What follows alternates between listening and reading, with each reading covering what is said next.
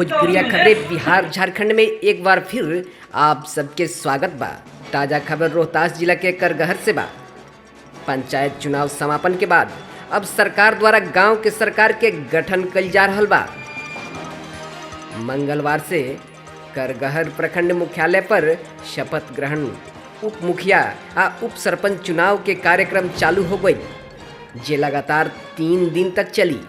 पहला दिन करगहर प्रखंड के निर्वाची पदाधिकारी सह बीडीओ धर्मेंद्र कुमार बतैले कि बक्सड़ा पंचायत, शिवन पंचायत, खैरा शहमल पंचायत, सेमरी पंचायत, बड़हरी पंचायत के उप सरपंच और उप मुखिया के चुनाव सहित नवनिर्वाचित मुखिया, सरपंच आदि के पद एवं गोपनीयता के शपथ दिलावल गए।